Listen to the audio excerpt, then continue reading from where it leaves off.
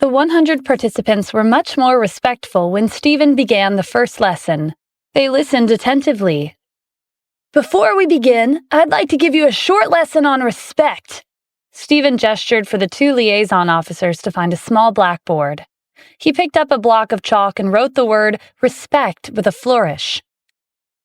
"All of you are elite and talented.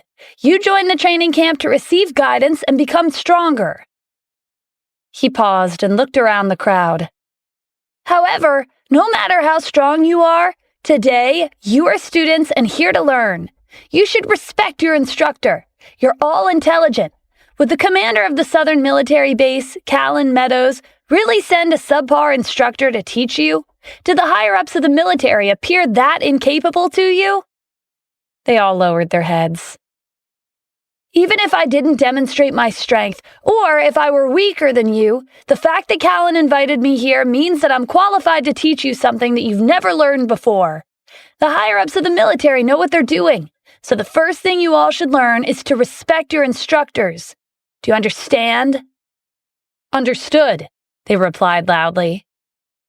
"Good. I'll give you 5 minutes to let that sink in."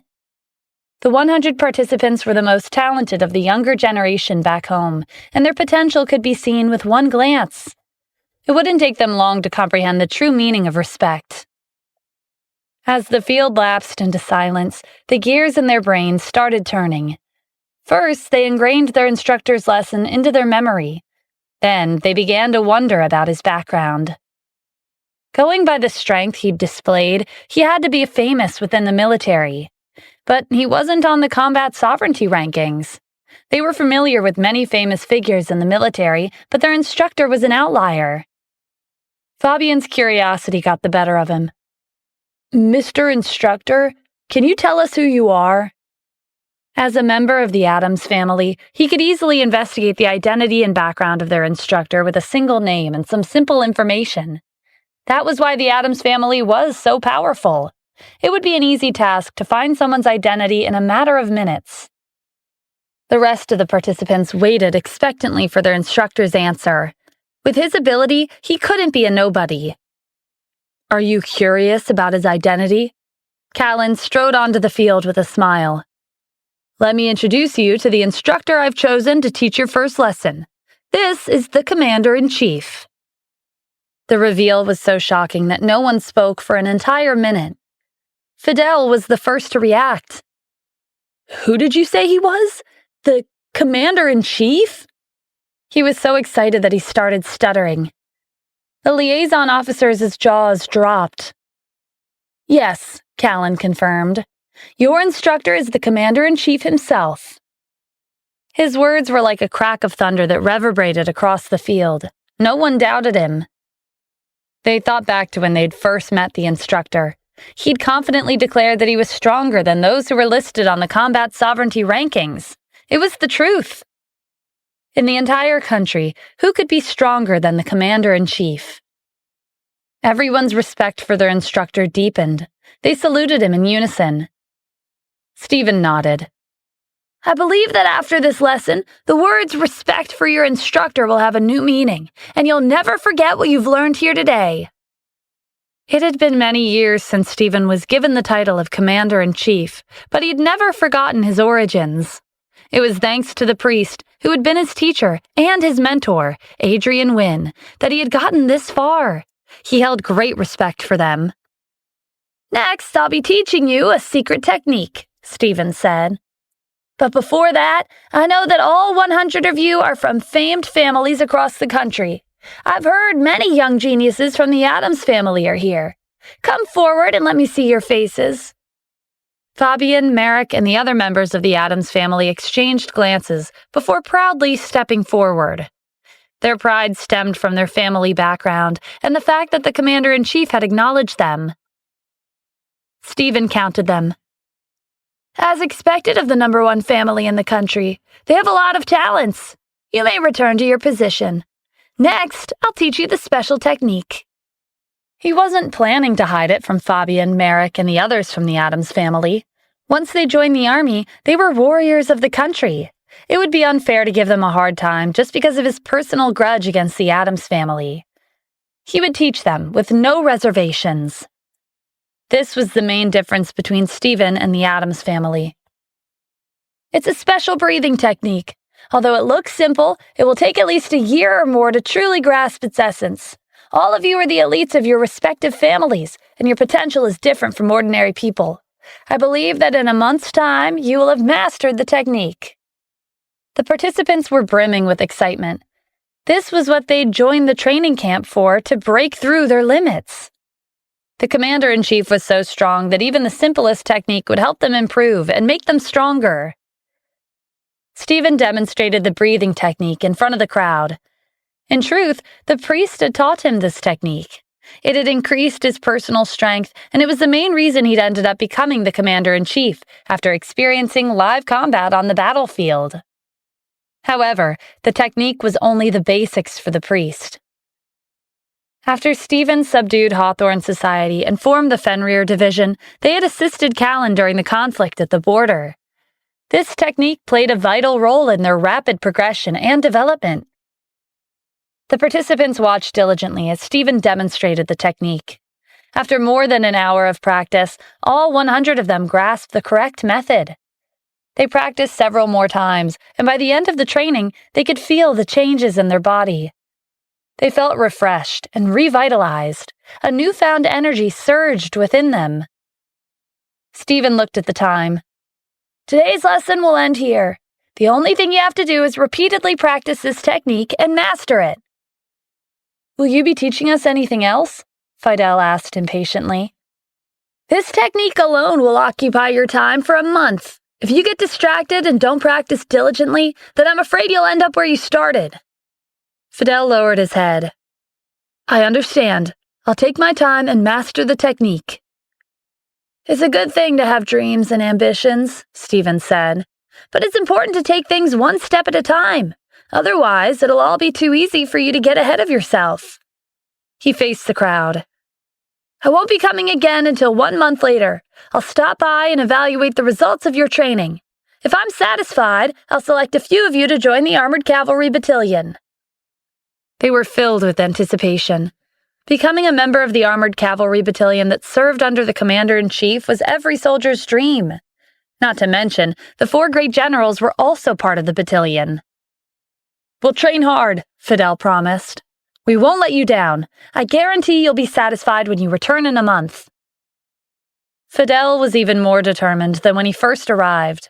He had to join the Armored Cavalry Battalion. When Stephen was about to leave, Fabian called out to him. Can I ask you one last question? Stephen gave him a knowing look. Go ahead. Is your surname Addams? He asked hesitantly. Back home, Fabian and the other members of the main branch had often heard Johann talking about the commander-in-chief. Terence had speculated that if the commander's surname was Addams, then he must be from their family. Even if he wasn't a direct descendant, he had to be related to the other branches. The identity of the commander-in-chief had a confidentiality grade of SSS SSSS. Even the Addams family couldn't find his true identity. Fabian had asked this question to confirm whether or not the commander was from the Addams family. Yes, my surname is Addams, Stephen said. Fabian and the others took his answer as revealing his identity as a member of the Addams family. After he left, they had to resist the urge to brag to the other participants. They almost blurted, Hey, did you all hear that? The commander is a member of our family. Meanwhile, at the Val family's residence, Tien's subordinate rushed to his room to report. Miss Celeste has received multiple marriage proposals over the past few days. Tien shot him a glare. They've gotten brave. In the entire city, who doesn't know that Celeste is my woman? They're not taking you seriously, his subordinate echoed. But everyone thinks you're leaving the city to get back at Stephen, so they're taking advantage of this time when you're not here to propose to Miss Celeste. The entire city of Annapolis was in an uproar when news spread that Celeste's arranged marriage had been annulled. Her beauty was stunning, and many wealthy families who were weaker than the Val family had taken the risk to propose to her. Tien was still a threat to them, since he'd made it clear a long time ago that Celeste was his, but they ignored him after they found out that Stephen had slapped him 2 times and made his face swollen. He had become the laughingstock of the city. Tien stood up and headed for the door. He waved for his subordinate to follow him. "We are going to the Lindsay family's house. Starting today, I'll be guarding her gates. Whoever comes to propose to Celeste, I'll beat them to death." His subordinate hurried after him. "But what about Stephen?" "I'll be a gentleman and leave him alone for now. It's never too late to deal with him later. Celeste is more important." Since the day Tien decided to guard the Lindsay family's residence, fewer people came to propose. As for whoever was brave enough to risk it, Tien chased them away before they could make it past the gates. He was ranked 2nd in the city, and no one wanted to provoke him. Just like that, Tien stood guard in front of the Lindsay family's house for a month.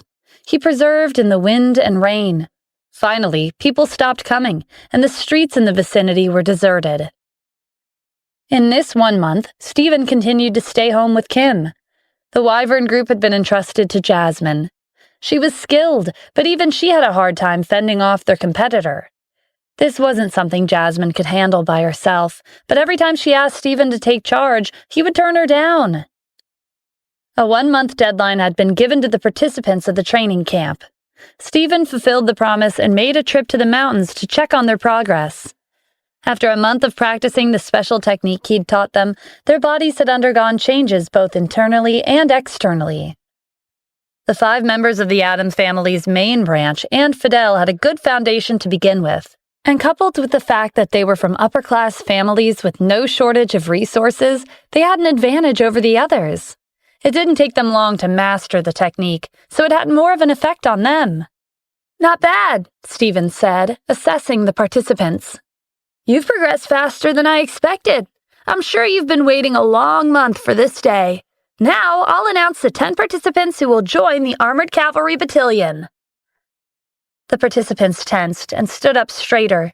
They were worried that they would miss their names if they didn't listen carefully.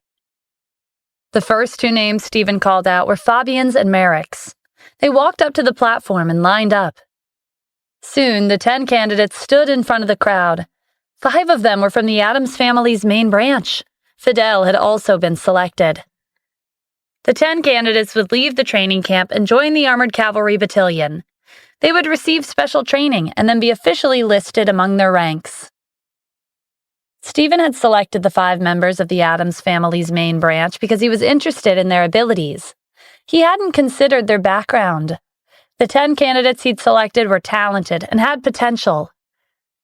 Following the conclusion of the training camp, Fabian, Merrick, and the other 3 from the main branch gathered and chatted excitedly. "All 5 of us were selected," Merrick said. "Isn't this worth celebrating? We should report this to Mr. Terrence." Fabian couldn't wait to tell the Addams family the good news, but there was something else they had to do before that. "We'll be joining the Armored Cavalry Battalion soon," he pointed out. "Our movements will be limited for a time, but there's something I want to take care of before then." "What is it?" the other 4 asked. "Remember Stephen? He's in Washington, D.C. I want to treat him to a meal and be his host." The other 4 knew what Fabian was thinking. He wanted to teach Stephen a lesson. Stephen had looked down on Johan and even made a bet with Terrence. These were clear acts of provocation towards the Addams family. During the past month, they'd trained hard to master the technique that the commander-in-chief had taught them. Now that they had been selected to join the Armored Cavalry Battalion, they were confident that they could deal with Stephen on their own. The 5 of them had already made their decision, and since they arrived in Washington, D.C., they wasted no time and applied for a short leave from their superiors. Then, they asked the informants deployed by the Addams family in the district to get a hold of Kim's number. The operation had begun. At this time, Kim was at home worrying about Stephen. The deadline for the bet was coming closer, but he didn't seem to care in the slightest. It seems like he's given up. But even if he had, the Addams family weren't the type to let someone go just because they admitted defeat. Kim was pulled from her thoughts when her phone rang. It was an unknown number from Annapolis. The Addams family crossed her mind. She hesitated before answering the call. "Hello, is this Miss Kim? I'm from the Addams family, and I'm currently in Washington, D.C. I've heard a lot about you and your husband. You two are famous back home. I want to treat you two to dinner. You wouldn't reject my invitation, would you?" The person on the other line was asking a question, but it seemed more like a demand. Kim wasn't sure how she should respond. In the end, she replied, "I'll discuss this with Stephen." "Sure, I'll text you the details. See you in the evening." After he hung up, Kim went to find Stephen and told him about the call. "They invited us to dinner out of the blue. I don't think they have good intentions." "There's nothing to be afraid of. It's just dinner." Kim was in disbelief. Why was he being so nonchalant about this? Whoever had called her was from the Addams family. Shouldn't he at least be somewhat cautious? After the wedding, Kim had an abundance of free time on her hands, so she researched the Addams family. Their glorious history was all over the internet. That was when she had a better understanding of how powerful they really were. The ignorant were truly fearless. Stephen picked up Kim's phone and replied to the text message. Fabian, Merrick, and the other three were waiting for a response from Kim. "Do you think he'll accept?" Merrick said. "Even if he doesn't, it won't be a problem," Fabian said. "That way we can turn it into a big deal and make him a coward who's too afraid to have a meal with us." "What if he accepts?" Fabian smirked. "That's even better. We'll make this a dinner he'll never forget." The five of them laughed. Just then, Fabian's phone buzzed. It was a text from Kim. It read, "Don't worry, we'll be there." From the tone, it didn't sound like something Kim would send. That meant Stephen was the one who'd replied. Fabian shoved his phone back into his pocket. "He's exactly like the rumors. Reckless and audacious. Looks like we have to prepare beforehand. We'll show him that it's not that simple to provoke the Addams family." The five of them headed out. With their family's influence, it was easy for them to reserve a VIP room at a high-end restaurant. They ordered an entire table of dishes. Then they waited. In the evening, Stephen drove Kim to the restaurant. They went inside and headed upstairs. Stephen pointed to the room at the end of the hall. "Kim, that's the room. Wait for me here. I'm going to the bathroom." While Kim was waiting for him, she thought about it and decided to enter the room by herself. She knocked on the door. "Come in," a voice called out to her from inside. Fabian and the others were stunned when a beautiful woman pushed open the door and entered the room. Her beauty was comparable to Celeste Lindsay's. "Are you Kim Cassidy?" "Yes, I'm Stephen's wife." "What a pity," Merrick said. "With your appearance, why would you marry an illegitimate son like Stephen?" Kim frowned. She knew they were up to no good when they invited her to dinner. "That's enough," Fabian said. "She's pregnant. Don't make fun of her." He looked at Kim. "Miss Kim, why are you here alone? Where's your husband?" Before she could respond, a voice came from outside the room. "Sorry, Kim. Did you wait for long?" The five of them exchanged glances. They were thinking the same thing. That voice sounded familiar. Had they met Stephen without realizing it? The doors opened and the five of them froze. Their eyes widened and their jaws dropped open. Stephen Addams? Or rather, the commander-in-chief? It only took them a split second to connect the dots. The illegitimate son of the Addams family, who everyone in Annapolis despised, was the commander-in-chief. Stephen's bold actions towards the Addams family made sense. Aside from the commander, who else would offend the successor, Johan? And who would dare make a bet with the head of the family? Stephen had been confident for a reason. Kim noticed the strange looks on their faces. Their reactions were completely different from when she'd entered the room. She followed their line of sight and looked at Stephen. Were they afraid of him? But why? She couldn't make sense of it, but she knew that their fear was genuine. It wasn't an act.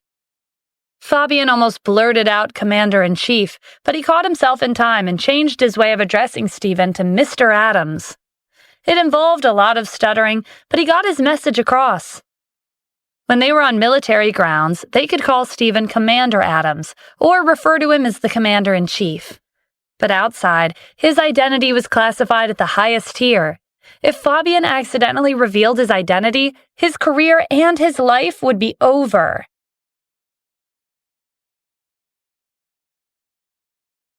Kim had told Stephen that someone from the Adams family had invited them to dinner, but he hadn't been expecting them to be these brats. And from the look of it, they were obviously here to cause trouble. "You guys are..." Stephen scanned the room. "Did you invite us to dinner to deal with me?" Fabian, Merrick, and the other three broke out into a cold sweat. Their hearts pounded. That's right, they were indeed planning to humiliate Stephen during dinner. But never in their wildest dreams did they expect him to be the Commander-in-Chief. In addition to the first time they'd met Stephen at the training camp 1 month ago, this was the second time they had unknowingly attempted to scheme against him. It was terrifying to think that they had plotted against the Commander-in-Chief twice in a row. No, Fabian stuttered. "The 5 of us simply wanted to treat you and Miss Kim to dinner." Merrick stood up, pulled out a chair, and politely extended his hand to Kim, inviting her to take a seat. His mocking expression from earlier was replaced with a tight smile. Kim was uncomfortable by their sudden change in attitude. They looked horrified when Stephen first entered the room. The bet between him and Terrence had spread across the country. As members of the Adams family, there was no reason for them to be afraid of him. What was she missing? The more Kim thought about it, the more strange the situation became. "Why are you all so afraid of Stephen?" The 5 of them raised their heads and looked at Stephen. They looked like they were asking for his opinion. "Why are you staring at me?" Stephen snapped. "I'm not the one asking the question." The 5 of them lowered their heads. Kim was bewildered by their reactions. When they looked up at Stephen, it reminded her of a student who felt guilty because they know they did something wrong. It was Fabian who ended up explaining. "The truth is, Mr. Adams looks very similar to the head of our own family, Mr. Terrence. For a second, we thought that it was him who entered the room, so..." His lie had made for a convincing reason. Stephen was Terrence's illegitimate son, so they did somewhat resemble each other. Kim was enlightened. "So that's what it was. But for all of you to be so afraid of him, is the head of your family that cruel?" The 5 of them looked at each other. How were they supposed to reply to that? Kim didn't wait for an answer. She got down to business. "You didn't invite us to dinner just to have a meal. Let's get to the point. What are you planning?" Kim wasn't stupid. From the moment she'd stepped through the door, she could tell that they didn't have good intentions. They wouldn't have invited her and Stephen to dinner for a pleasant chat over delicious food. The 5 of them felt even more awkward as they remembered their true purpose. Stephen decided to help them out. He laughed and said, "They just wanted to treat us to a meal. Am I right, you guys?" Fabian quickly nodded. Yes, we wanted to treat you to dinner." "Okay, that's enough chit-chat." Stephen pointed at the table full of dishes. "As expected, the Adams family knows how to eat. I'm hungry, so let's start eating." Fabian and the others had ordered the restaurant's signature dishes. They were limited in supply, and a typical wealthy customer wouldn't be able to order them. The fact that the table was full of these limited supply dishes was evidence of the Adams family's influence in various industries across the country. Stephen took a seat next to Kim and put some food on both their plates. Fabian and the others weren't in the mood to eat. They sat there nervously, too afraid to even breathe. As the minutes ticked by, the dishes were emptied one after another. Their plates and utensils remained untouched. They didn't dare to even pick up their forks. Fabian thought about raising his glass to Stephen to apologize, but after weighing the pros and cons, he decided not to. Toasting to the commander? None of them were qualified. Stephen put his fork down and sipped his water. "You know, this meal will cost a lot." He could tell that these dishes alone were worth tens of thousands. For ordinary people, having such a lavish meal was a luxury. But to Stephen, it wasn't worth that much. To Fabian and the others, it wasn't a big deal either. "No, it wasn't that expensive," Fabian said hurriedly. "All right, we're done eating, so we'll be going now." Stephen got up and helped Kim stand. The five of them stood at the same time. "Mr. Adams, we'll send you off." Stephen looked over his shoulder. "Sit down. I don't think you've eaten your fill." "Yes, Mr. Adams." The five of them sat back down. Kim was still mulling over their intentions when she left the restaurant with Stephen. They hadn't invited them to dinner for no reason. It didn't make sense for them to let it go just because Stephen resembled Terrence. Stephen noticed her concern. "You don't have to keep guessing. It was just a meal. I know you're worried because of the bet I made with the Addams family, but not all of them are like Johan. There are reasonable members among them." Kim hadn't thought about it like that. Stephen had stayed with the Addams family for quite a while. Maybe some of the members sympathized with him. Not everyone would be like Johan and Terrence. Back at the restaurant, Fabian, Merrick, and the others were leaning back in their seats and staring at the ceiling in a daze. After 10 whole minutes, Fabian finally spoke. "That was crazy. Stephen is the commander-in-chief." "Mr. Terrence was right," Merrick said.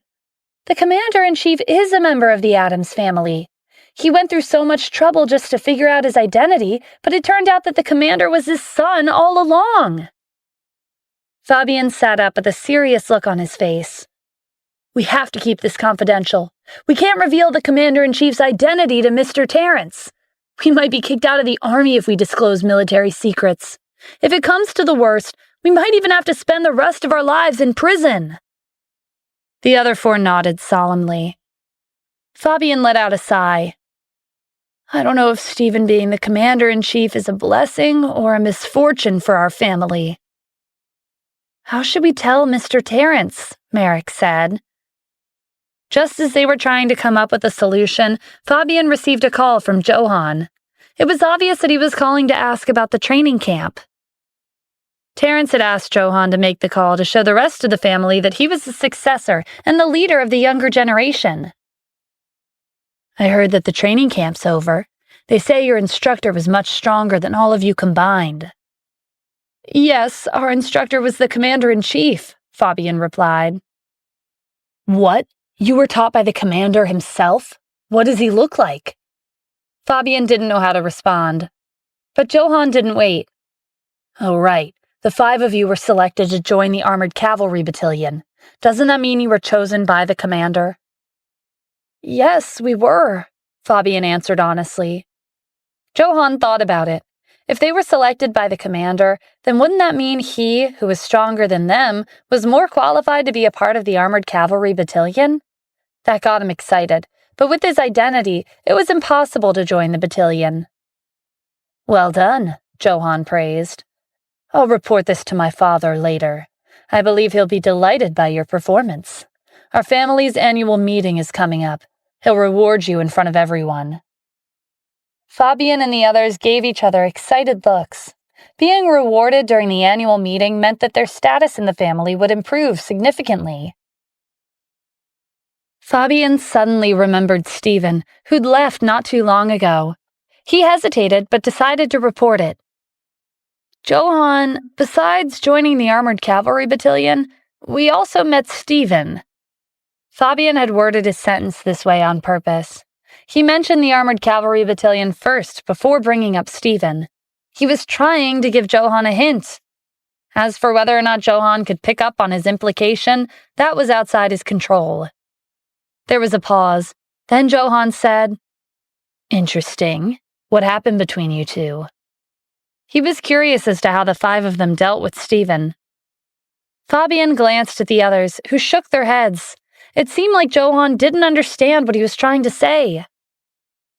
"Johan, I think you should tell your father to restore Stephen's identity as a member of the family as soon as you can. It would be best to bring him back in the grandest way possible." "Why?"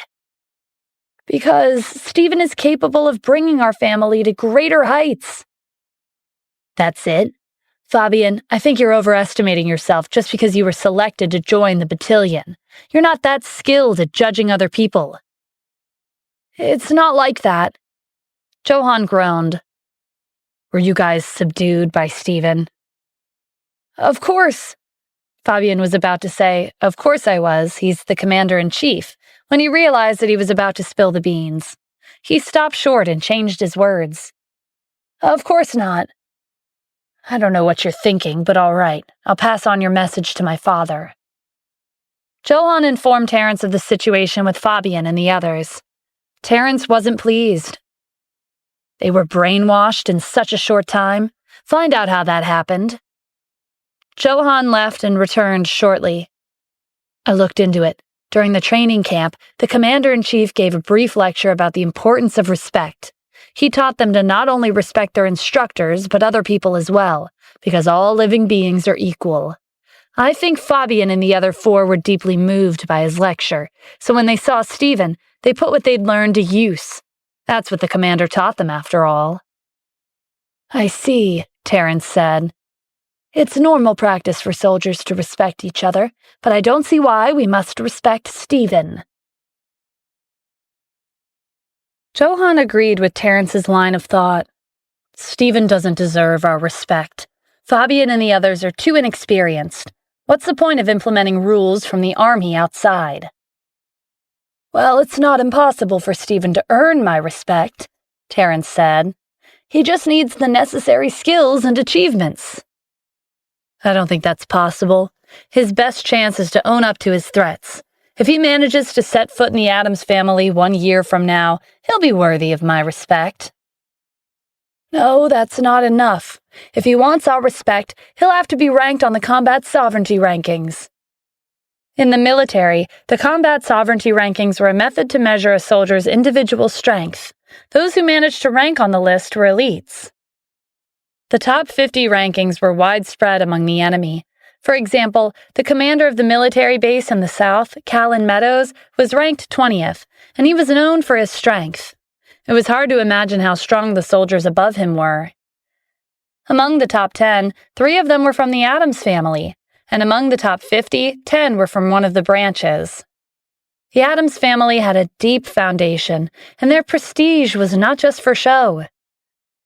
If Stephen wants our respect, his name will have to appear on the top 50 rankings. If he succeeds, I'll accept him back into the family. If he succeeds, I'll give up my position as the successor, Johann added. In their eyes, the combat sovereignty rankings were valuable. There were a total of 100 soldiers on the list. Even the soldier ranked at 100th place could hold his own against tens of thousands of enemies on the battlefield. There was even a saying among the hostile forces overseas. The 100 soldiers on the combat sovereignty rankings could win a fight against an army of hundreds of thousands. However, Terence and Johann would never have imagined that the person who decided on the combat sovereignty rankings was actually Stephen. Let's stop talking about this. When Fabian and the other 4 come home, I'll teach them a good lesson, Terence said. More importantly, I've decided to officially appoint you as the successor of the Addams family. Everyone saw Johann as the successor already, but his position wouldn't be official without a ceremony. Just like how Terence would only be the acting head of the family without a succession ceremony. I've already decided on the date. It'll be on the day of the deadline of my bet with Stephen. You've really thought it through, Johann said. If I become the official successor on that day, the whole world will know that I'm stronger than him. Laurel had rushed over after hearing the news. She happened to overhear their conversation. You deserve that position, Johann. Victoria's delusional, thinking that her son is more capable than you. When the day comes, you'll be in the spotlight, while he'll be beaten black and blue on the ground. Laurel took the liberty of informing the media.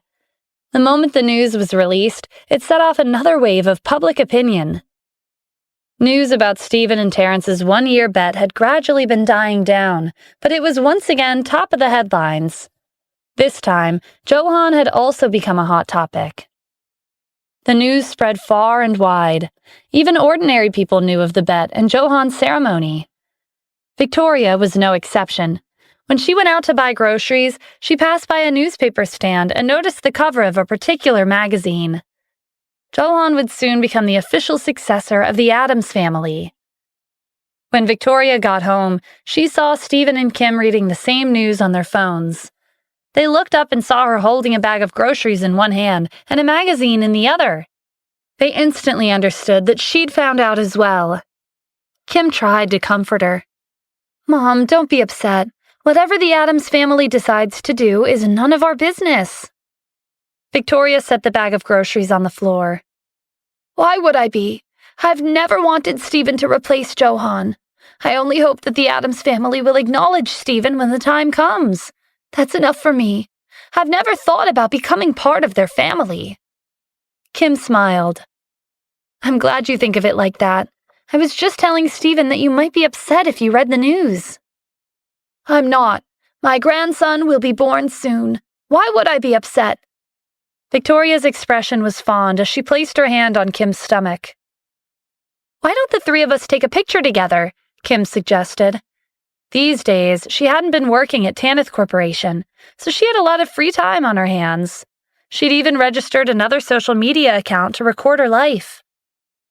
Kim was famous in Washington, D.C., and she knew that the paparazzi were keeping an eye on her, so she made an overseas account that wasn't accessible to the people here.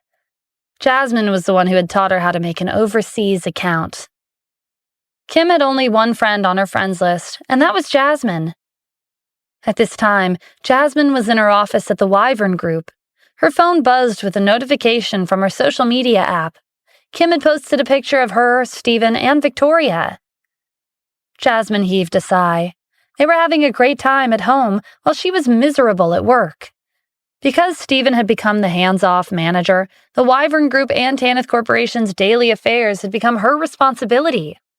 She had even joked with Stephen one time that she wanted him to increase her salary. To her surprise, he'd agreed without hesitation. Jasmine left a comment under the post. "A happy family of 3. I'm jealous."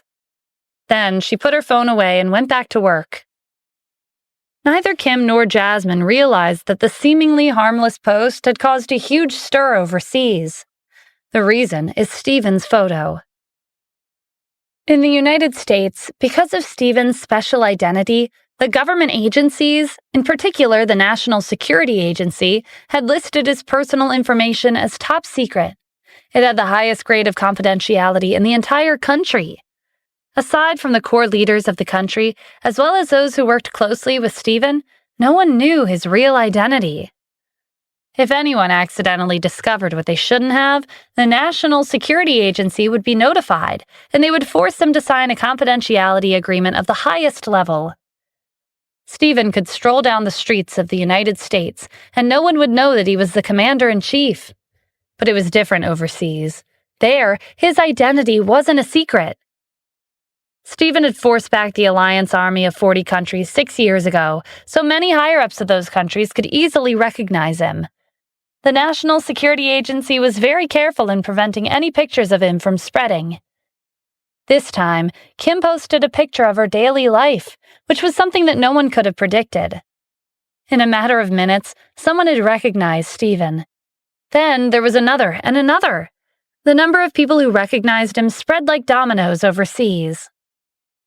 In an instant, the very ordinary picture that Kim had posted appeared in the conference room of the Island States Black Dragon Union, on the desk of the European Assassin Union, on the screen of the International Mercenary Organization, and so on. After many detailed studies of this particular picture, many overseas forces came to a unanimous conclusion. The man in the picture was a general from the United States who had single-handedly pushed back their troops 6 years ago.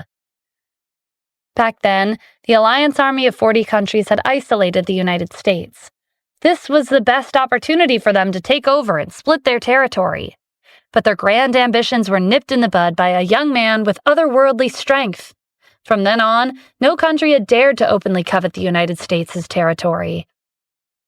The existence of the commander-in-chief had put an end to their aspirations.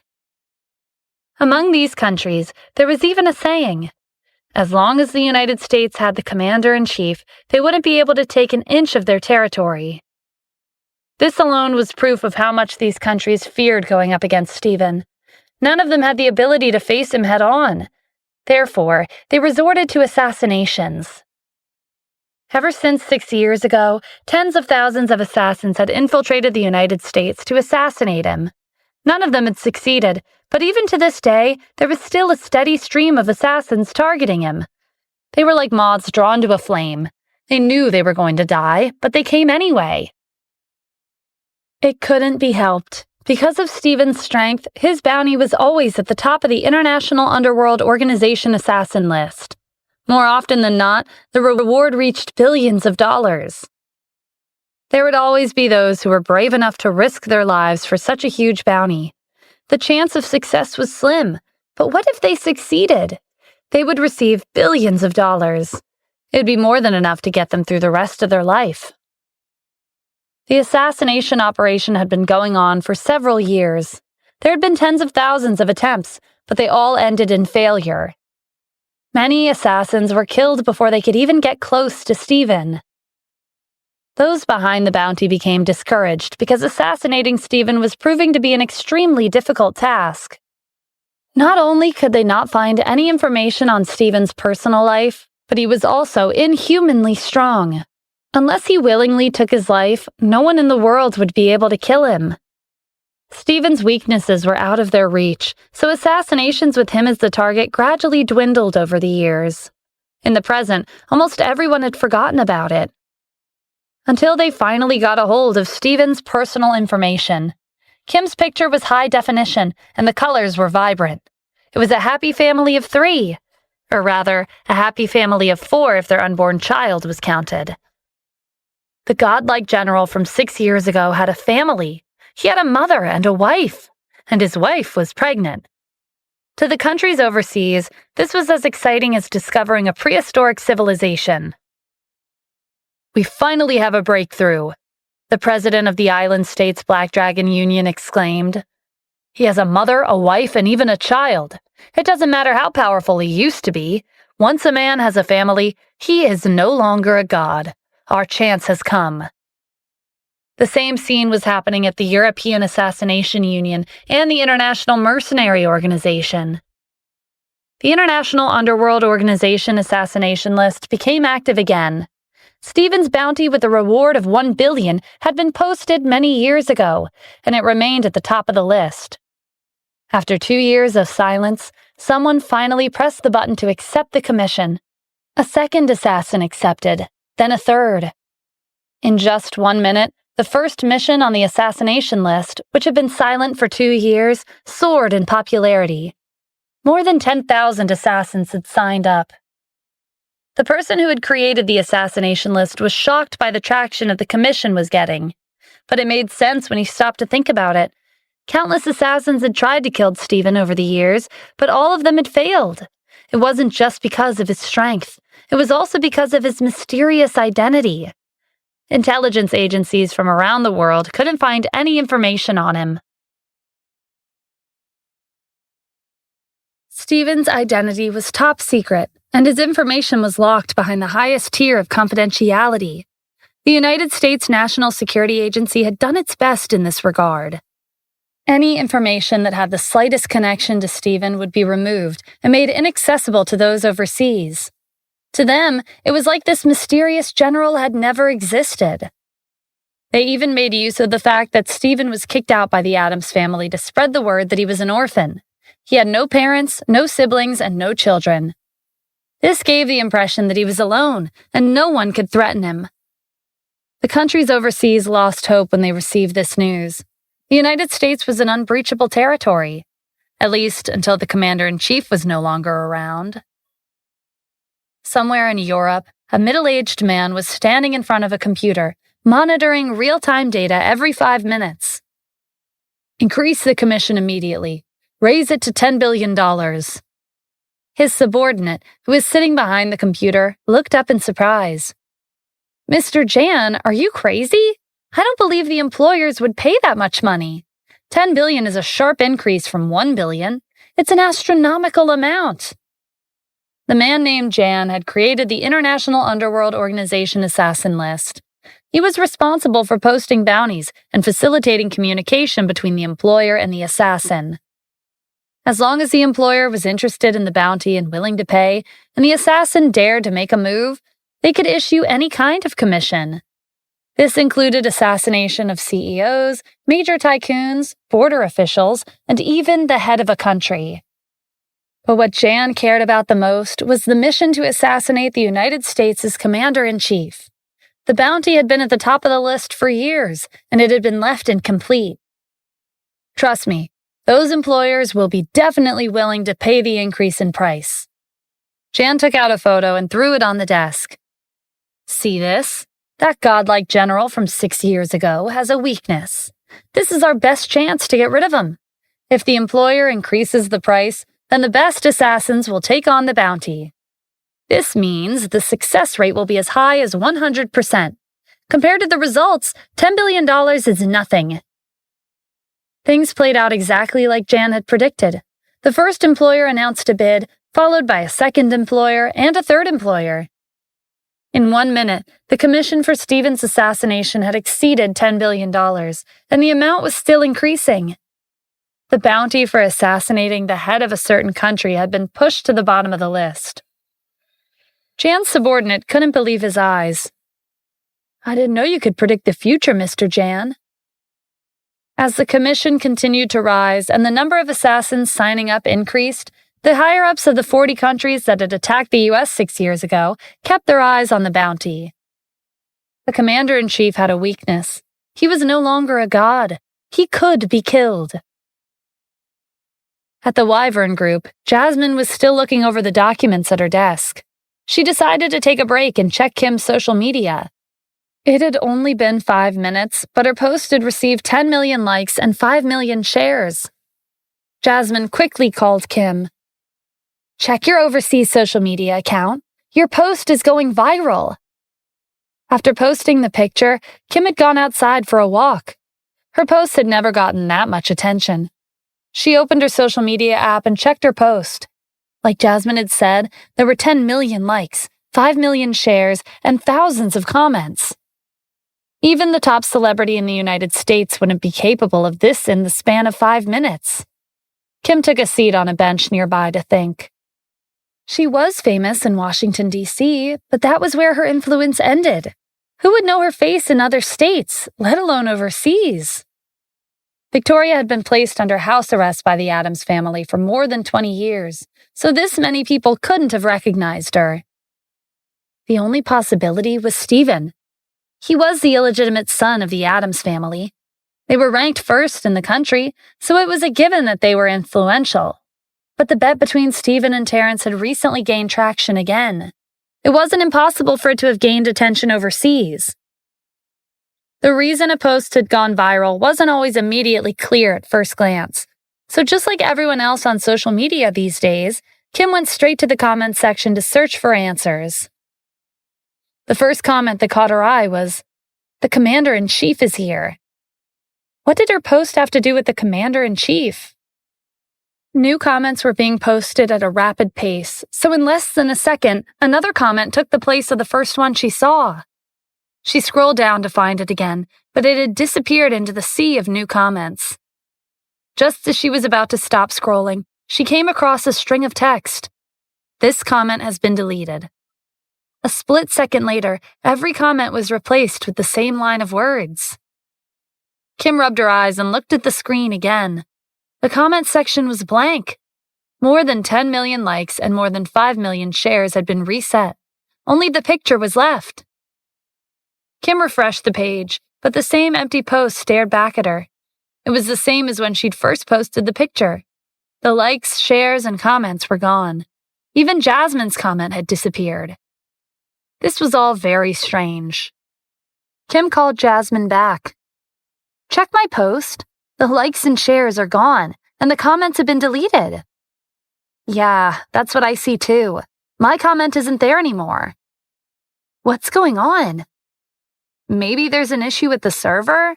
Your post got 10 million likes and 5 million shares in 5 minutes. It could have bugged out. That's true, Kim said. I remember last year, a celebrity posted a picture about a relationship, and the post exploded with likes and comments. I don't know how my post ended up that way. Just thinking about it is scary. Maybe the system malfunctioned, Jasmine guessed. She couldn't understand why Kim's post had attracted so much attention. Stephen had revealed his identity as the owner of the Wyvern Group, but his influence remained in this country. No one would know who he was overseas. The only possibility was that the system had malfunctioned. Kim received a notification from the social media app. It was a message from the system. Due to a system malfunction, the data displayed was incorrect. We apologize for any inconvenience this may have caused. Jasmine, it really was a system malfunction. Little did they know that erasing all traces of her post was the National Security Agency's handiwork. Shortly after Kim's post caused a commotion overseas, the National Security Agency took action and erased everything released at the speed of light. For an organization like theirs, hacking into overseas social media software wasn't difficult. Kim's post remained, but aside from her and Jasmine, no other user could see it. The National Security Agency informed Stephen. He was shocked when he heard the news. He hurried to find Kim. They bumped into each other at the entrance. She came back because she wanted to talk to him about the post. Kim, did you post our picture on an overseas social media account? Yeah, I did. In less than 5 minutes, there were 10 million likes, 5 million shares, and thousands of comments. Stephen frowned. More than 10 million likes and more than 5 million shares. This meant that at least 10 million people overseas had seen their picture and discovered his family. This was a dangerous sign. Having his weakness exposed would make him the target of all his enemies around the world. In the past, Stephen could run wild on the battlefield because he didn't have anyone in his life aside from his comrades. They shared the same fate. But now he had an ordinary family. Fortunately, it was a system malfunction, Kim continued. The app sent me a message to clarify. I'm not an influential person overseas, so it doesn't make sense for my post to get so much attention. Stephen knew that this was definitely not a system malfunction. It had happened, and Kim had been exposed to the world overseas. Perhaps at this very moment, numerous enemy forces had their eyes on the United States. As the commander-in-chief who'd defeated the Alliance army of 40 countries 6 years ago, he had too many enemies who wanted to kill him. Kim and Victoria's exposure would give them the opportunity. He suddenly thought of the comments section. His identity wasn't confidential overseas. Kim might have figured it out. Did you check the comments? No, the only comment I saw was something about the commander-in-chief, but then the system froze and everything was deleted. That was one less problem for Stephen to deal with. But Kim had made it a habit to record her daily life on social media, and there would be more posts after the child was born. He couldn't possibly stop her from doing that. He didn't even have an excuse to give her. Stephen immediately called the 4 great generals over. None of them had expected this. Rosalind was responsible for intelligence, so she felt responsible. It was my oversight, Mr. Adams. It's not your fault, Stephen said. Kim was an ordinary citizen. Social media was a daily routine these days. No one could have predicted a harmless activity to cause a chain reaction overseas. We're in a dangerous situation. Over 40 countries overseas, and tens of thousands of hostile forces are watching our every move in the dark. My bet with the Addams family is nothing compared to this. It's ridiculous that they're still prattling about being ranked first in the country. It wasn't just Stephen. Either one of the 4 great generals could ruin the Addams family for good. There were countless powerful forces across the ocean, and all of them were stronger than the Addams family. I've been targeted by the entire world, Stephen said gravely. Soon, my family will also become their targets. From this moment on, our status will be elevated to a state of emergency at the highest level. Understood, the 4 great generals replied. In an instant, they felt like they had returned to the battlefield. Mr. Adams, I just checked the International Underworld Organization assassin list, Rosalind reported. The reward for your bounty has increased to 10 billion, and the amount is still on the rise. The number of registered assassins has exceeded tens of thousands. With so many people targeting you, even if our border defense is tight, some of them will be able to slip through. It'll be dangerous if they enter the country.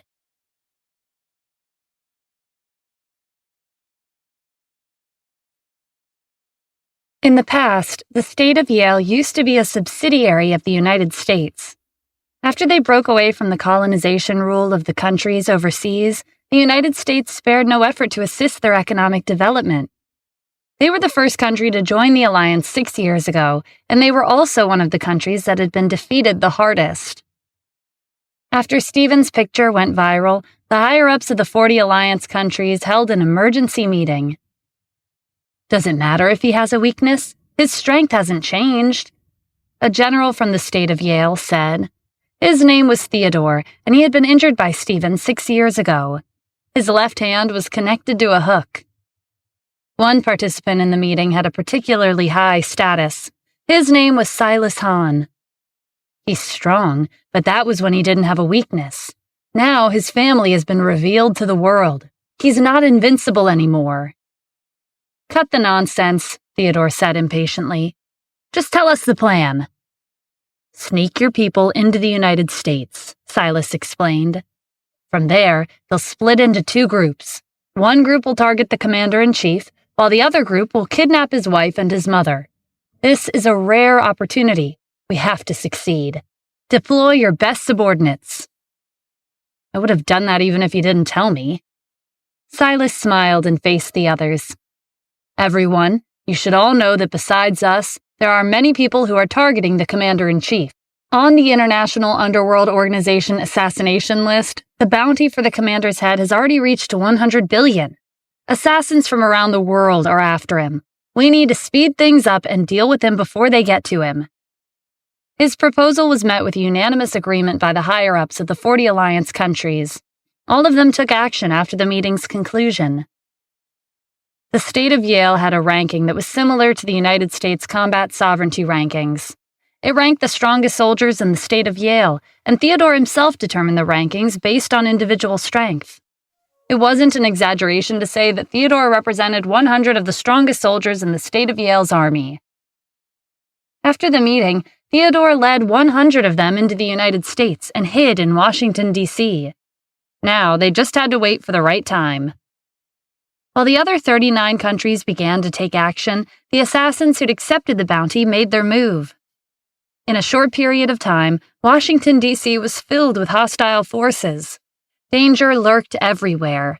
Ordinary citizens went about their daily lives, unaware of the danger around them. Roslyn had been keeping tabs on the foreign forces entering the country. Mr. Adams, another group is headed to the district. Keep monitoring them, Stephen said. We'll make our move when they get here. Okay, but I think we underestimated their numbers. Tens of thousands of assassins are coming, and their targets are either you, your wife, or your mother. Using Kim and my mother as bait is risky, but that's the only way to resolve this problem once and for all. There's something else. Roslyn handed him a document. Take a look. Stephen skimmed the contents. He was surprised to see his relationship with the Addams family on the page. Their one-year bet was also included. This is the information that the countries overseas have found out about you, Roslyn explained. Stephen couldn't help but laugh. Is this it? The foreign powers must have gone through a lot to get their hands on this information, but it was public knowledge to the citizens of the United States. This couldn't be considered a secret. The foreign powers must have realized that by now. They were probably planning to use the Addams family against him, but after discovering that their relationship was like fire and water, they gave up on the idea. To them, this piece of information had no value. Stephen crumpled the document into a ball and tossed it into the trash can. Don't worry about this. Although his personal information that had been found overseas through great effort didn't have any impact on him, it did have an impact on the Addams family, especially Terrence. After Stephen's personal information was discovered, Terrence's phone hadn't stopped ringing. They were all calls from overseas. Last night, Terrence and Laurel's intimacy was interrupted by a call from overseas. Terrence had to stop what he was doing and answer the phone.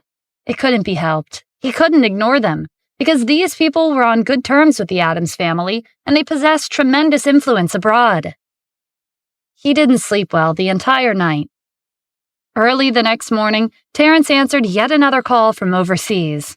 The sun hadn't even risen yet. Laurel woke from the noise. "What's going on?" she muttered. "Why are all these people from abroad calling to ask about your relationship with Stephen?" "He's just an illegitimate son.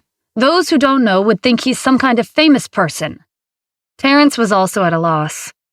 "We've never had so many people asking about us." Laurel sat up with a start. "Wait, do you think it's because—" "What is it?" "Don't get angry." "Okay, I won't. Say whatever's on your mind."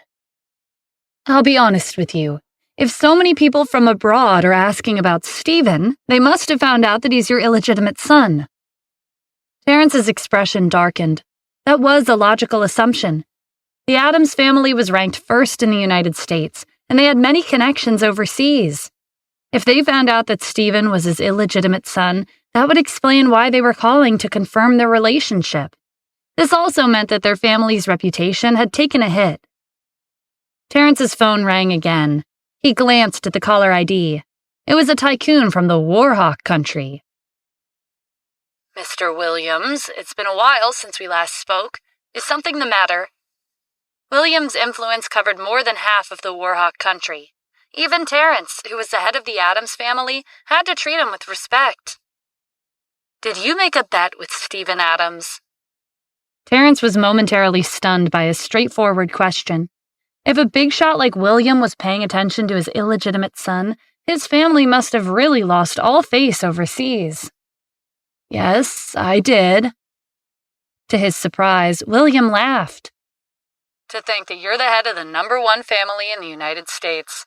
Is this all you're capable of? Your intelligence is a bit lacking." "I apologize, but I don't understand what you're saying."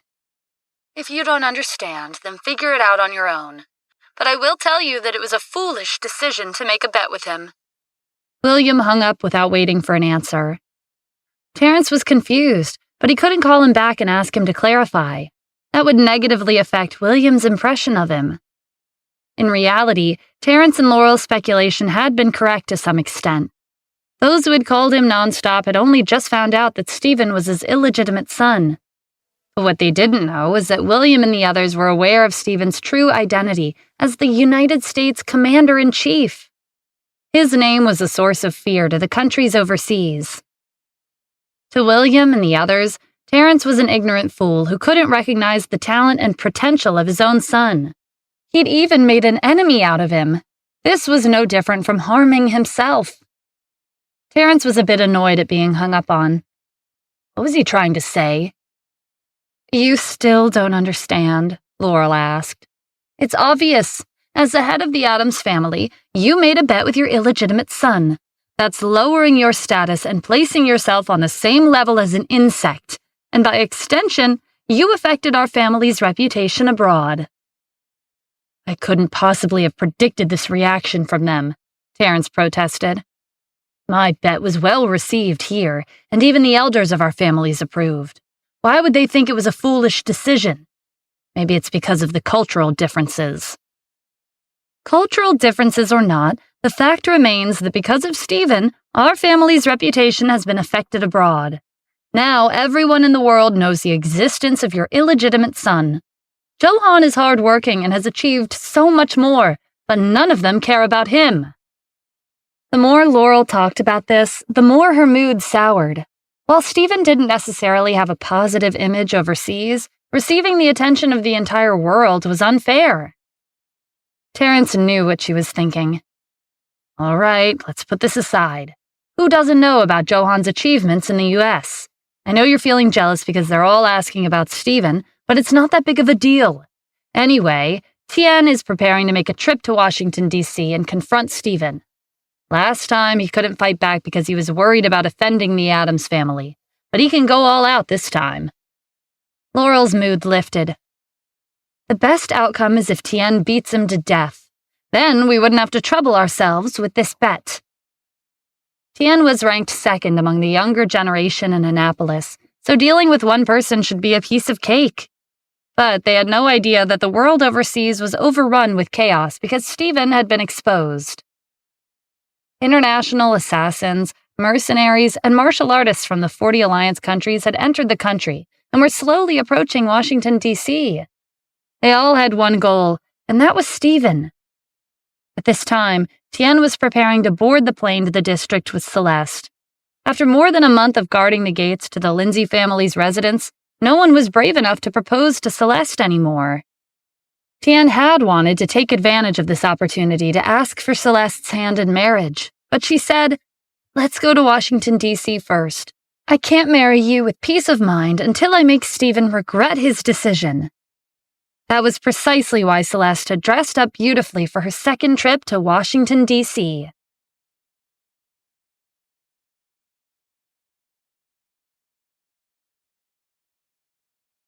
At the military base courtyard, Stephen and the four great generals were huddled around Rosalind's laptop. A radar map was on the screen. Clusters of dots were near the area. After Stephen asked the four great generals to release the restrictions on entry into the United States, enemies from around the world flocked to the country and rushed to Washington, D.C. Many foreign forces were lurking around the district's vicinity. Among them were the top 100 soldiers of the state of Yale. Quite a few of them were on par with those listed on the combat sovereignty rankings. "I've only stayed low for 6 years, Stephen said with a chuckle. "They've obviously forgotten how I destroyed them back then." "We've lifted the restrictions so they think we're relaxed our defenses," Rosalind said. "It's like a praying mantis stalking a cicada, but it's unaware of the bird flying above." Zachary shook his head. "Wrong. This is called luring them into a room and locking the door." Stephen nodded. "Since they came all the way here, then they can stay forever." The enemy's strategy wasn't the most cunning he'd ever seen, but it was still important for them to come up with a plan and counterattack. Stephen had told Kim and Victoria not to go outside for the week. They weren't aware of the danger, but they had noticed many unfamiliar faces around them recently. It felt like they were being watched everywhere they went. Their instincts were on point because these strangers were waiting for an opportunity to kidnap them. There was an increase in foreigners entering and leaving Washington, D.C.'s airport. Although they disguised themselves as tourists, merchants, and other professionals, they were still mercenaries and assassins. They couldn't hide their murderous auras. At this time, a flight from Annapolis landed in the district. Tien and Celeste had arrived. This time, to make sure that nothing went wrong, he'd even brought the top 10 subordinates from the Val family with them. They were skilled, and they were more than enough to get rid of Stephen. Tien hadn't forgotten how Stephen had slapped him twice the last time he was here. He'd lost all face back home. Fortunately, the Adams family had announced that they had no connection to Stephen, so his chance to take revenge had come sooner than he'd thought. However, the moment Tien stepped off the plane with Celeste and his subordinates, he noticed the strange atmosphere around them. Passerbys with intimidating auras were everywhere. He seemed out of place in his suit and leather shoes. "They're combat specialists from overseas," one of his subordinates whispered. Tien's 10 subordinates were highly skilled. They could sense the dangerous aura around them. Another subordinate came over. "I don't know why they're all gathering in the district. From their aura, they seem to be stronger than us." His other subordinate felt the same. While they were passing towards the exit, another group of combat specialists from abroad arrived. When they passed by Tien's group, they glanced over before walking away. The brief eye contact had caused their hair to stand on end. "Washington, D.C. is not a big place. Why are they gathering here?" Tien wondered. "Maybe something big has happened?" his subordinate guessed. "I heard there have been unusual movements overseas recently. All the major powers have taken action. Perhaps their target is the district." Tien scoffed. "I doubt it. Why would they ever want to come here? If they want us to visit the U.S., they'll go to Annapolis instead." The security guards fell silent. They didn't want to provoke him by saying the wrong thing. Even if that's the case, it's strange for so many of them to be here at the same time, Celeste said. Whether it's strange or not has nothing to do with us. Our target is Stephen. Aside from that, we don't have to bother with anyone else. You're right. Celeste took off her cap and sunglasses. She ran a hand through her hair. She'd covered up on the plane to prevent others from recognizing her. The second her face was on display, she attracted many surrounding gazes. Celeste was considered the most beautiful woman in Annapolis for a reason. Her makeup alone had taken her several hours, and with her extravagant attire, everyone at the airport couldn't help but stop and stare. It wasn't just men. Even women were drawn to Celeste's beauty. One woman took out her phone and snapped a picture of Celeste. "I've never seen someone so beautiful," she exclaimed. Seeing that everyone's attention was focused on her, Celeste's confidence soared. She had always been at the center of attention, so she was used to this. Tien felt proud to be by her side. "A small place like this has probably never seen someone like you." It wasn't just Celeste's beauty that was stunning. Her demeanor, gait, and the way she carried herself exuded elegance. Her family had taught her how to behave and act like a lady since she was young. Even if she had an ordinary appearance, she would still stand out from the crowd.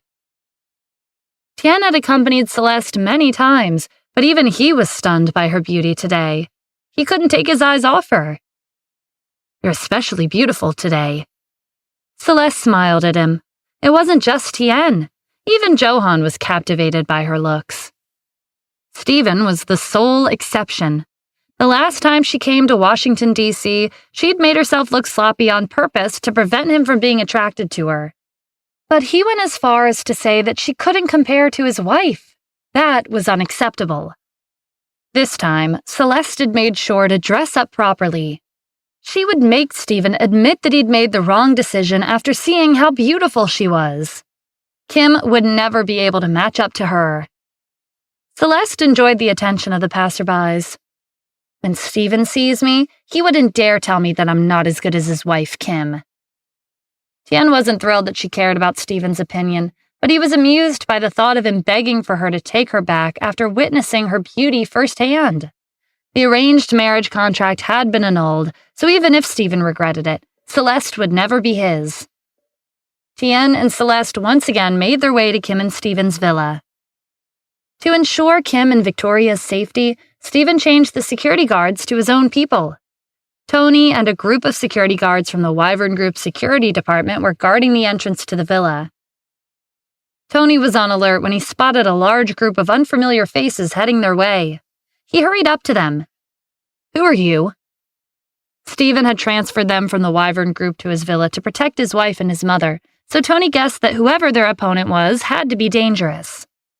This large group had all the signs of danger. "We're from Annapolis, and we're here for Stephen," Tien said. "Tell him to come out." Tony gave him a suspicious look before taking out his phone. "Wait here. I'll give him a call." Stephen was surprised to hear that his enemies had walked right up to the front gate and demanded him to come out. "They called me by my first name? Sounds like these foreigners haven't had enough of my beatings back then." "They're not foreigners, Mr. Adams." "What? They're from the U.S. Ask them for their names." Tony lowered his phone and turned back to the suspicious group. "Hey, my boss asked for your names." "I'm Tien Val, and this is Celeste Lindsay," Tien said proudly. "Now tell Stephen to get out here." His voice was loud enough for Stephen to hear through the phone. "So those two idiots are here again. Tony, tell them that I don't have time to entertain them today. It's hot, so tell them to leave and take shelter under the shade." From Stephen's answer, Tony could tell that these weren't the enemies that he should be looking out for. They were just some troublemakers. If they were really worth Stephen's attention, he would have taken them seriously. It was like Tony had guessed. Compared to tens of thousands of hostile forces from overseas that had infiltrated the country, Tien and Celeste were not worth mentioning. "Understood." Tony ended the call and waved Tien away. "He wanted me to tell you to take shelter under the shade. It's a hot day today." "What did you say?" Tien said through clenched teeth. "That bastard still hasn't figured out the situation. He thinks he's still under the protection of the Addams family. They've already announced that they have no connection whatsoever with him. Mr. Addams can't be bothered to deal with troublemakers like you. I suggest you leave and find a better way to spend your time. Tian and Celeste exchanged frustrated glances. He was ranked second among the youths in Annapolis, while she had been ranked by the people as the most beautiful woman in the city. They both held a high position back home, but they had been reduced to troublemakers by a mere security guard in the district. Tian was furious. How dare you call us troublemakers? Did Stephen tell you that? Tell him to come out. Otherwise, we won't hesitate to raze this place to the ground. Tony scoffed. By yourself? I don't think you're capable of that. He ignored them, closed the gates, and went back inside. Tian wasn't about to take that lying down. Just as he was about to barge in, a group of security guards came outside. There were more than 100 of them. Celeste stopped him. He has the advantage in numbers. Fighting them will be a waste of our time. Tian sighed and gave up on trying to force his way in. Then how are we supposed to get to Stephen? Celeste didn't want to give up like this either. She'd put in so much effort to dress up. I don't know, but we have to meet him today. Why don't we wait until tonight? Tian considered it. It's not a bad idea. These security guards will be more lax at night. It won't be too late for us to look for Stephen then. And so, Celeste, Tian, and his 10 subordinates decided to find a place to stay and wait for nightfall. Unfortunately, all of the hotels were booked. It was hard to even find empty rooms at low-class hotels. Most of the rooms were occupied by visitors from overseas. Even if Tian and Celeste were from prestigious families in Annapolis, it wasn't easy for them to use their influence to get a room from people who'd never heard of them. Not to mention, if a fight broke out, it could turn into an international dispute, which would affect their families' reputations. In the end, Tian and Celeste, a young man and a young woman with a wealthy background from Annapolis, had no choice but to stay at a small inn. It was only after Tian paid that he realized how poor the living conditions were, but they didn't have any other option. They couldn't wander around the district until late into the night. Meanwhile, Theodore and his 100 soldiers were staying at a 5-star hotel in the district. He gathered his troops in a presidential suite and went over the details of their operation. Tonight, at 12 o'clock sharp, we'll make our move. The other 39 countries have sent their own people here. We've already discussed the plan. We'll confront the commander-in-chief while they kidnap his wife and mother. This is the first time we've moved out at the same time. The commander-in-chief is formidable, but so are we. We can't disgrace our people. The 100 elite warriors from the state of Yale started yelling victory phrases. Theodore held up his hand, signaling for them to stop shouting. This is a big operation, and the commander-in-chief must have caught wind of our movements already. Based on our intel, he's been living with his wife and his mother recently. It won't be easy to kidnap them.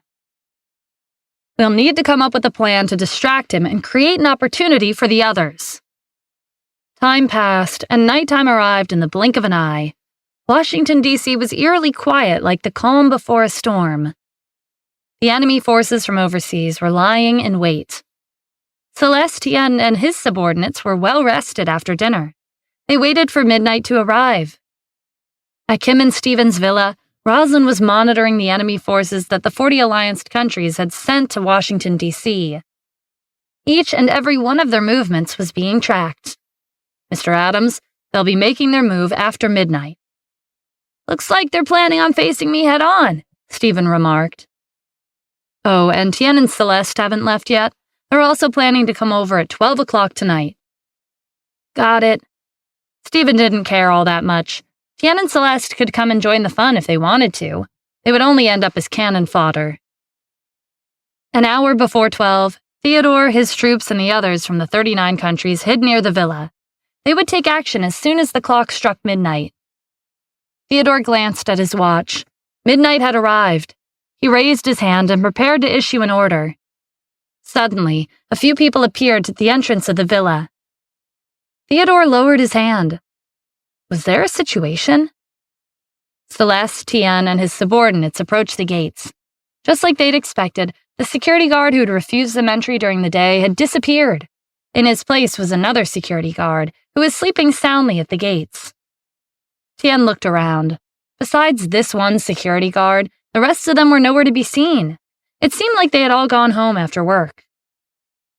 He signaled to his subordinates. They stepped up, forced the gates open, and stood to the side to make way for Tian and Celeste. They walked in, but they didn't know which villa was Stephen's. Tian shouted loudly, "Stephen, get down here unless you want me to set your house on fire." Theodore, who had been hiding in the shadows, was astonished by the fearless young man. It turned out that he was here to kill the commander-in-chief as well. But wasn't he a little too crazy? Didn't he know how strong the commander was? He must be out of his mind if he was planning on a direct confrontation. This young man had thrown a wrench in Theodore's plan, but they were already here, and everyone was in place. They could only wait for the right time to show themselves. Tian continued to shout, "Stephen, are you too afraid to come out now that you don't have the Addams family's protection? I'll give you 10 seconds. If you don't show up, I'm going to burn your house down." Tian flicked open his lighter. A small flame flickered to life. Tian didn't need to wait 10 seconds, because at that moment, Stephen emerged from the darkness. He was dressed in a sweater and jeans. He walked straight to Tian and Celeste with his hands in his pockets. His face was shrouded by the trees. As he made his way out into the open, his features came into view under the moonlight. Theodore's heart thundered. He looked exactly like he did 6 years ago, except his features were sharper and more mature. It was the commander-in-chief. Those lurking in the dark were frozen in place as the commander-in-chief came into view under the bright moonlight. This was the young man who had wiped out so many of their people on the battlefield 6 years ago and destroyed numerous countries. He was a nightmare to the 40 Alliance countries. As long as he was alive, they wouldn't be able to take over the United States territory. But compared to the nightmare in their hearts, the commander-in-chief in reality was beyond average. He looked no different from any other youth on the streets of the district. There was nothing special about him. Even so, they knew better than to underestimate him. "The commander-in-chief has revealed himself," one of Theodore's subordinates reminded him. "I have eyes," he snapped. "I can see that." A sudden thought crossed his mind. The commander-in-chief is here alone. That means he's been separated from his wife and his mother. They had been waiting for an opportunity to separate them. The chance had come. They could ignore the commander-in-chief for now and abduct his family. Stephen wasn't that far from the villa, but a distance of over 100 yards was enough. When combat specialists as skilled as they exchanged blows, victory and defeat would be decided in an instant. "I've calculated the time," Theodore said. "It'll take less than half a minute to bypass the commander-in-chief and get to his family at the villa.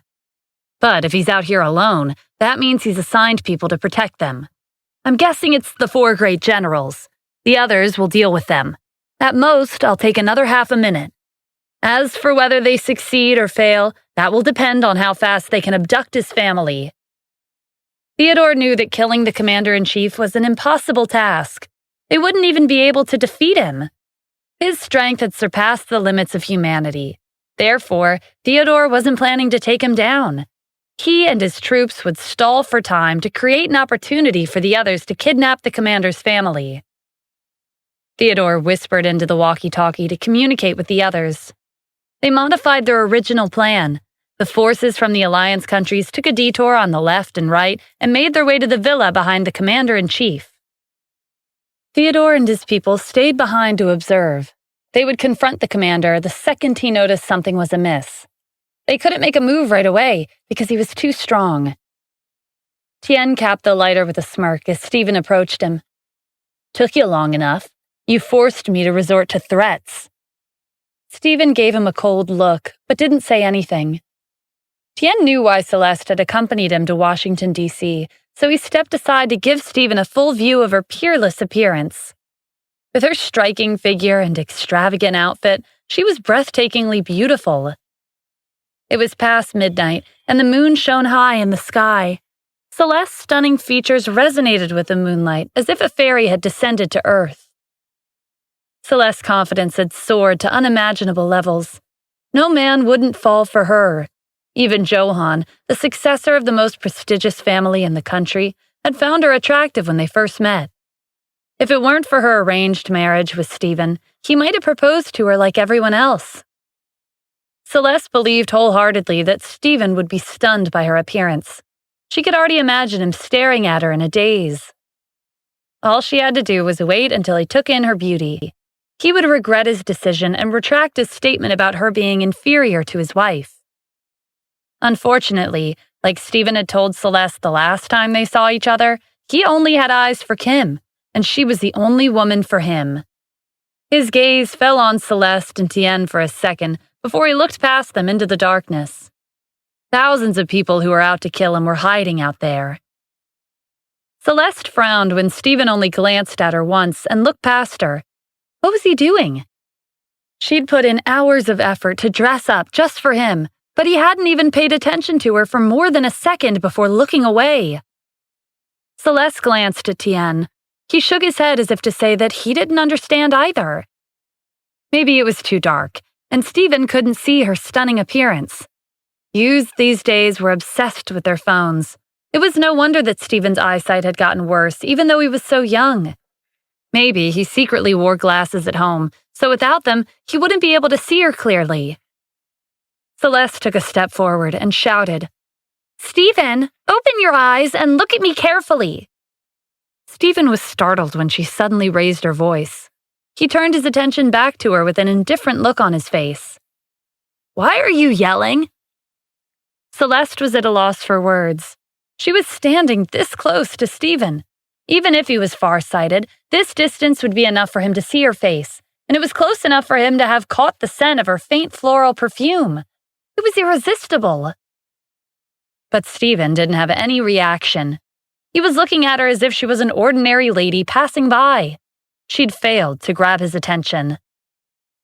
Celeste was the most beautiful woman in Annapolis, and this wasn't a self-proclaimed title.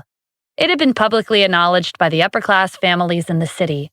She'd occupied this position for 10 years, and there was no one who came close to taking her place, even to this day. "Is there something wrong with you?" Celeste demanded. "Get to the point," Stephen said absent-mindedly. "Take a good look at me. Compared to the last time I was here, don't you notice anything special about me tonight?" Stephen nodded. "You do look different. Last time you went with a natural look. This time you're dressed up." Celeste was once again rendered speechless. He was missing the point. "You look more put together," Stephen continued. She refused to give up. "It's more than just put together. I'm much prettier than last time. Didn't you notice?" "Yeah, you are," he replied flatly. Celeste broke into a smile. "So, what do you think about me now?" He'd finally acknowledged her looks. It was time for him to regret his decision in choosing Kim over her. But the only thing Stephen was thinking right now was, why is this woman so annoying? And why is she talking so much nonsense? His enemies hiding in the dark were preparing to take action. "Are you guys done messing around?" Stephen said impatiently. "If you are, then get the hell out of here. I don't have time for you. I suggest you leave as soon as possible. You'll regret it otherwise." Celeste was stunned. What did he just say? Did he tell her to get lost?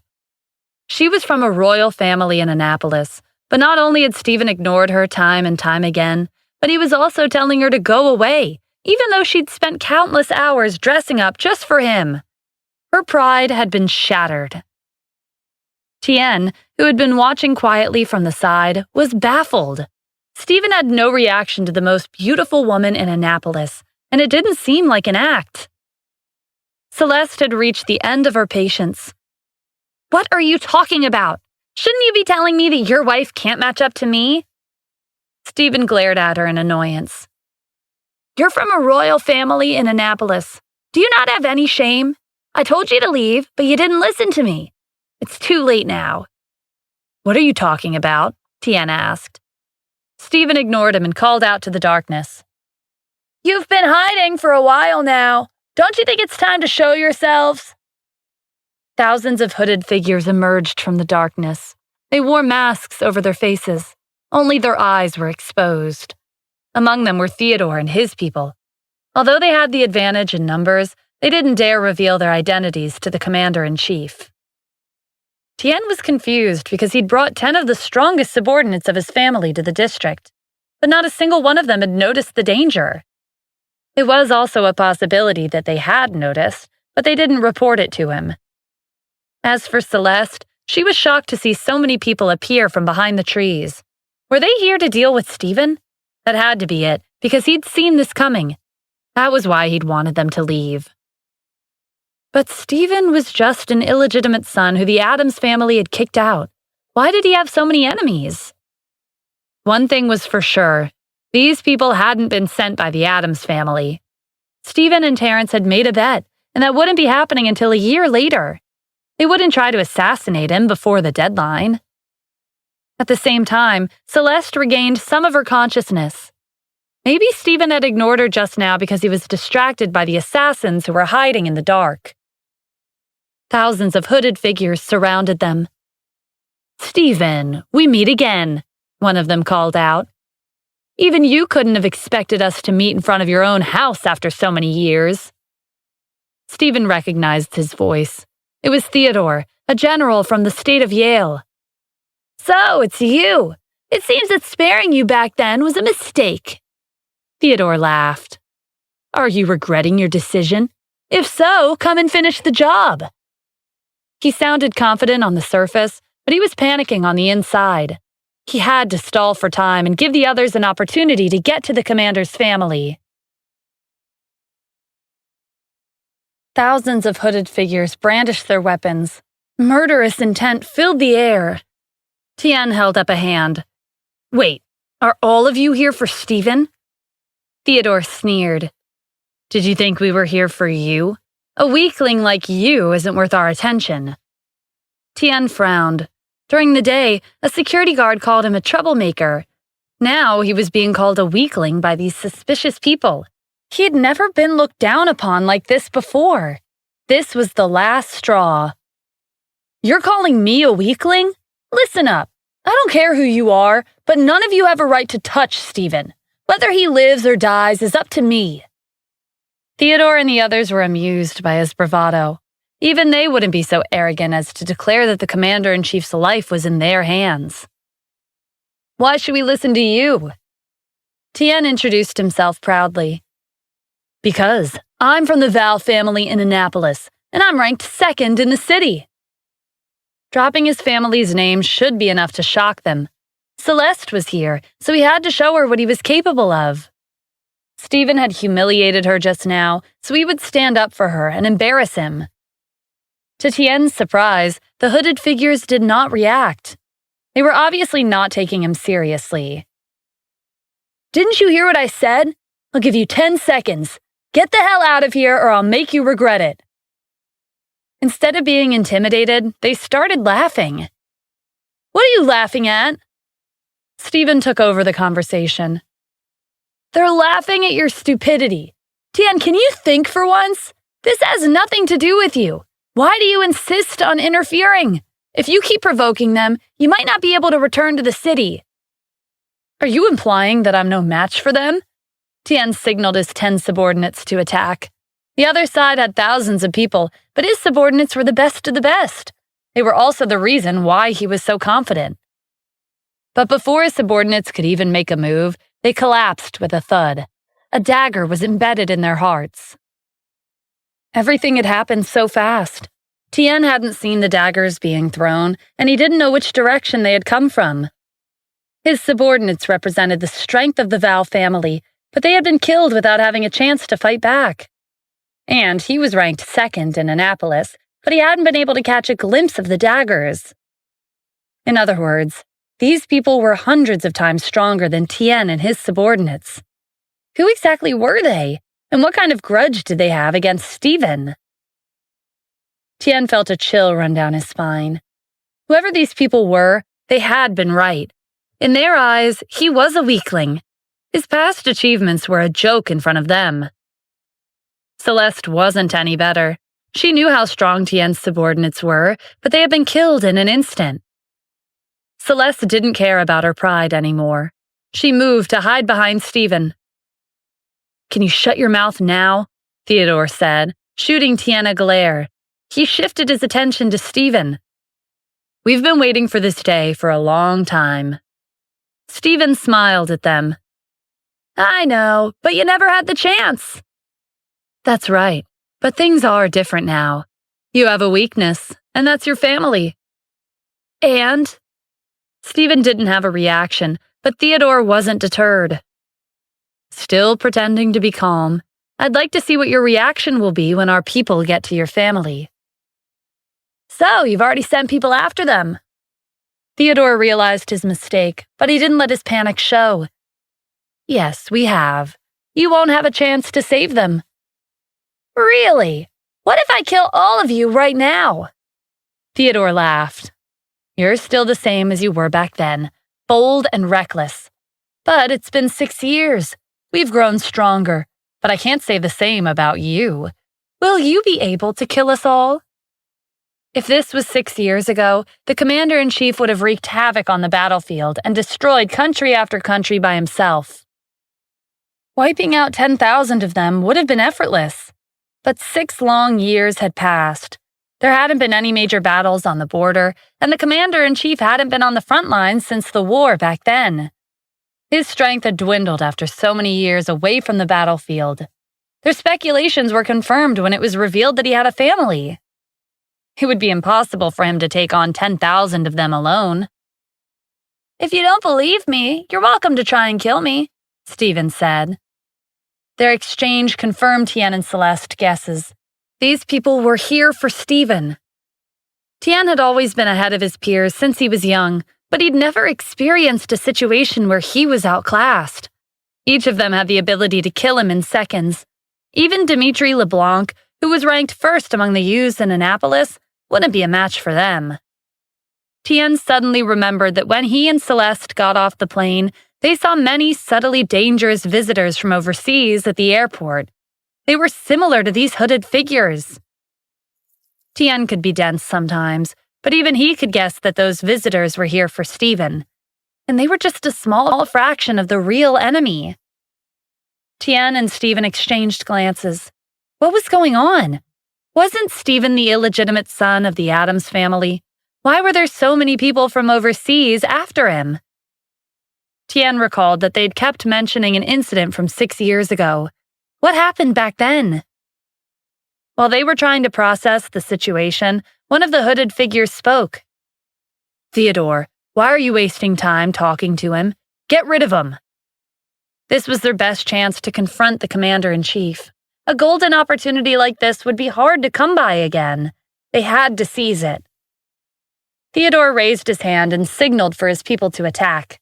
100 soldiers from the state of Yale rushed forward. Tien was standing closest to the enemy, so he assumed a battle stance. This was his chance to be a hero and save the damsel in distress.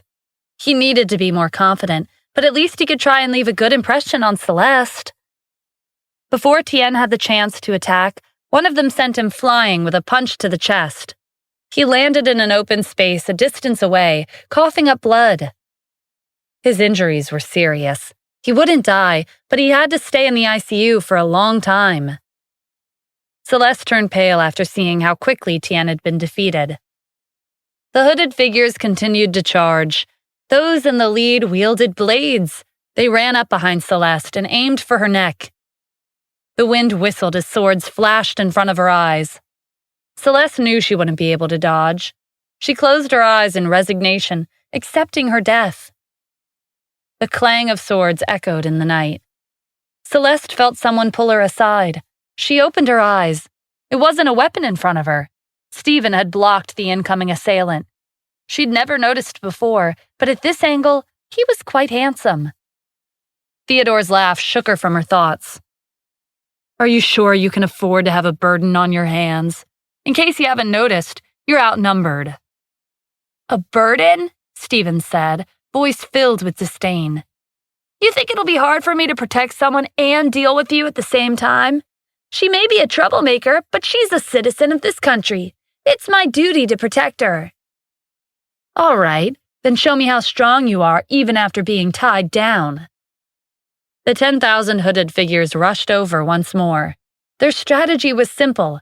They would take down the commander-in-chief by overwhelming him with their numbers. There was one of him and 10,000 of them. Celeste didn't think they could win, but Stephen was calm like he always was. "Hold on to me. Don't get separated." She did as she was told and grabbed his arm lightly. She knew a fierce battle was coming. With Celeste holding on to one of his arms, Stephen only had one hand free to fight. But even then, he was unstoppable. In less than 10 seconds, more than 100 of their enemies were lying on the ground. Celeste was hiding behind him, but she could feel a powerful wave of energy. It was like a blade sweeping through the waves of enemies. She realized that holding Stephen's arm tightly might affect the outcome of this battle. Celeste let go of him and grabbed the hem of his sweater instead. She'd be killed in seconds if she accidentally got separated from him. Stephen could now use both hands to fight.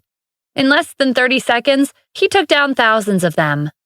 The ground was littered with corpses, and blood flowed like a river. Celeste had never experienced so much bloodshed. Stephen rampaged through the waves of enemies with his fists alone. She used to think that Johann was the strongest person among the youths she'd met, but he couldn't be compared to Stephen. If Johann was a star in the sky, Stephen was the moon. Questions popped up in Celeste's mind as she hid behind Stephen. Why was he so strong? Who exactly was he? Was he really just an illegitimate son of the Addams family? She'd hated him to the bone when their arranged marriage contract was still valid, but the scene before her had completely changed her impression of him. Soon, 5 minutes passed. A majority of the enemies from overseas had fallen. The dense crowd of hooded figures from earlier was now piled up on the ground. Theodore eyed the bodies in a panic. Didn't the intelligence team of the 40 alliance countries predict that the commander-in-chief's strength had decreased significantly after so many years away from the front lines? He was this strong even when he was protecting a civilian. They had started out with 10,000 people, but less than half of them were left. Theodore had told the commander-in-chief that the others were after his family, but he didn't look worried. It didn't seem like he had any intention of saving them. As soon as this thought crossed his mind, an ominous feeling washed over him. "It's exactly what you're thinking," Stephen said, reading his thoughts. "I knew you would come. I was waiting for you after you took the bait." "Your plan was to catch all of us at once?" Theodore asked, even though he already knew the answer. Stephen smiled. "You're smarter than you look." Theodore didn't care about his country's reputation anymore. He shouted for those remaining to retreat. Then, he took the lead and ran off. Just as they arrived at the gate, they saw a young man leaning against the wall. "Coming and going as you please. Don't you think you're being too casual when trespassing on someone else's lawn?" Theodore recognized him. "Major General Dennis?" Dennis nodded.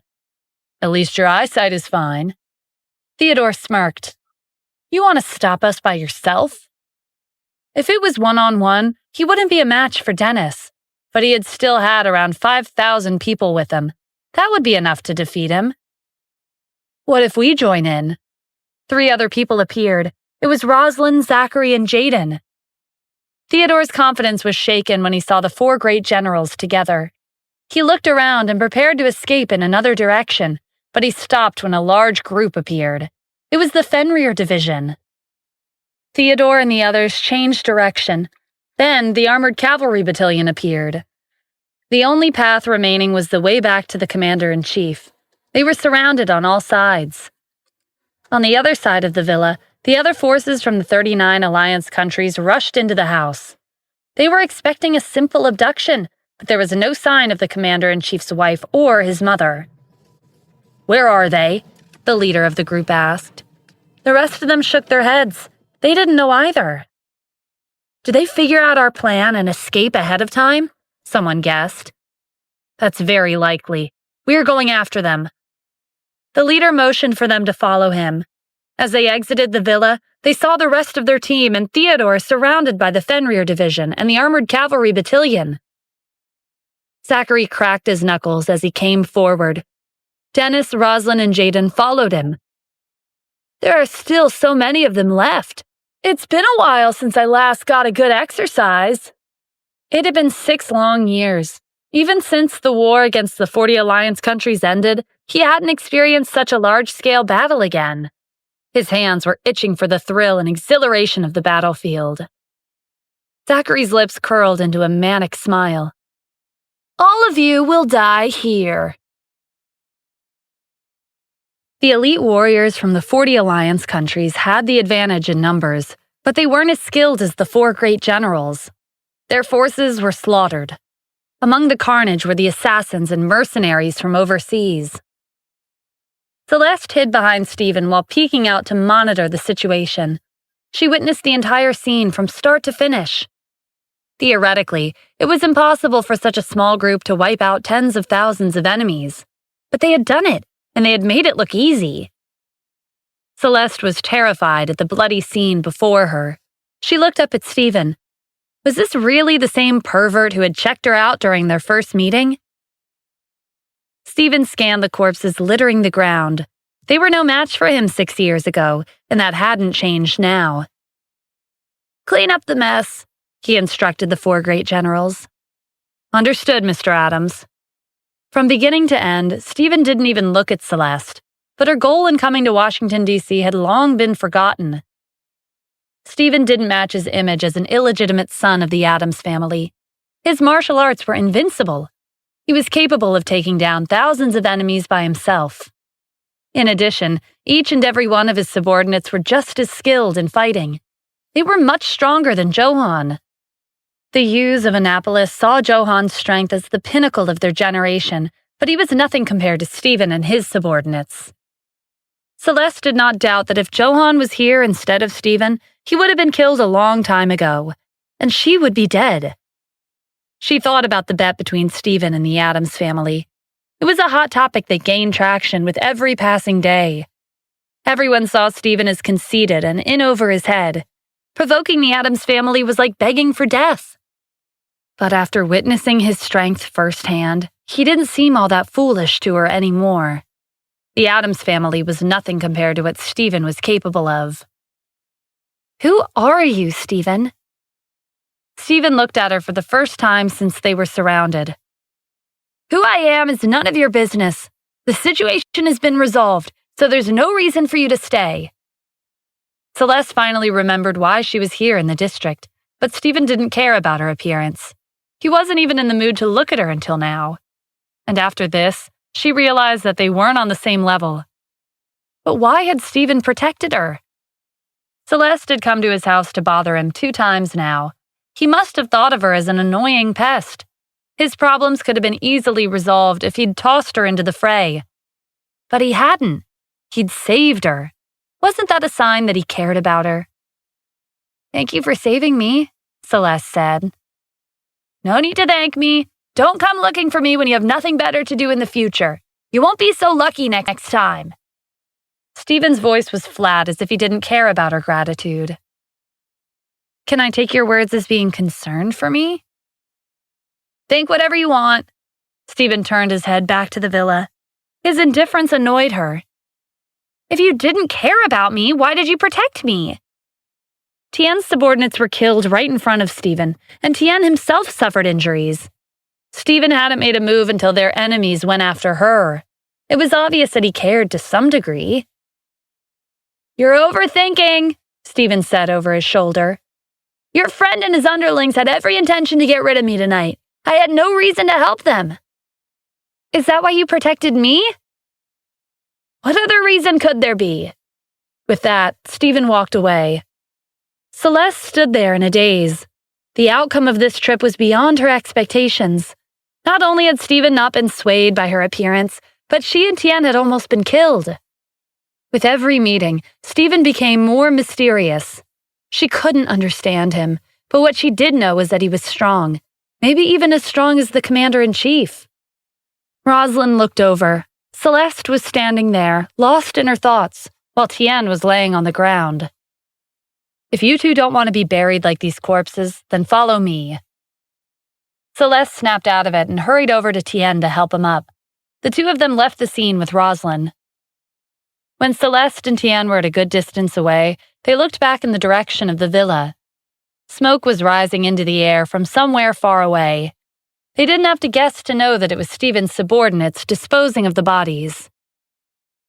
More than 10,000 people from overseas had been killed and incinerated so easily. Even the Addams family couldn't be capable of something like this. If they managed to survive, they would still have to wrap things up carefully to prevent international disputes. But Stephen had treated tonight's events like they were some kind of trash disposal. That night, more than 10,000 corpses were disposed of. No traces were left behind, and the villa's vicinity returned to its pristine state. No one would know that a huge battle had taken place here unless they were witnesses. Stephen went back to the villa to look for Kim and Victoria. The people in charge of abducting them hadn't found them inside the house, but that didn't mean they weren't there.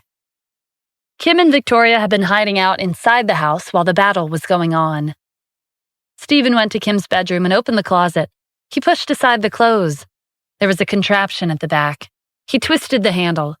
The bedboard slowly turned over to reveal a secret passageway. Stephen had modified the villa when he bought it to include this hidden mechanism. It was for emergencies, and it just so happened to come in handy tonight. Stephen headed into the secret passageway to bring Kim and Victoria upstairs. "Are they gone?" Victoria asked when she saw him. "Yeah, they left." Victoria's eyes shone with anticipation. Maybe her son really did have the ability to challenge the Addams family. It took some time to reassure Kim and Victoria and calm them down, but eventually they fell asleep. Stephen and the four great generals went outside for some fresh air. Zachary let loose a laugh. That was the most fun he'd had in 6 years. "It's been a long time since I let loose." "It's been 6 years, but they haven't improved," Jaden said in disappointment. "They were weaker than I remembered." "The 40 Alliance countries won't sit still after they find out that tens of thousands of their people were annihilated," Dennis said. "I think we should spread the news and give them the shock of a lifetime." Stephen agreed with his suggestion. Just like Dennis had expected, the world overseas was in chaos when they found out that 10,000 people from the 40 Alliance countries had fallen in Washington, D.C., including Theodore and the state of Yale's top 100 soldiers. At this time, the 40 Alliance countries were meeting in a conference room. Silas couldn't believe it when he received the news. More than 10,000 of them died in Washington, D.C.? "Yes," his informant replied. "What about Theodore?" Everyone from the state of Yale was annihilated. 6 years ago, Theodore had suffered a crushing defeat at the hands of the commander-in-chief. He'd survived because the commander had spared his life.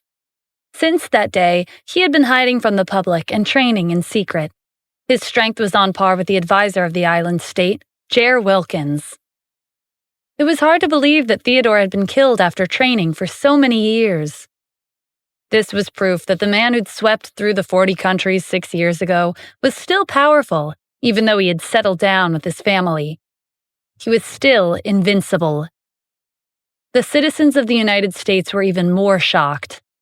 One media outlet reported, "According to the latest news from the military, a large-scale battle took place in Washington, D.C. last night. The commander-in-chief faced off against powerful forces from the 40 Alliance countries. It was reported that the enemy sent over 10,000 combat specialists, but they were wiped out by the commander and his soldiers. Our country's peace is maintained, and the 40 Alliance countries have given up on our territory." The commander-in-chief's fame once again spread across the country. His title was at the top of the trending search words on the internet, and his achievements replaced the popular entries from the headlines.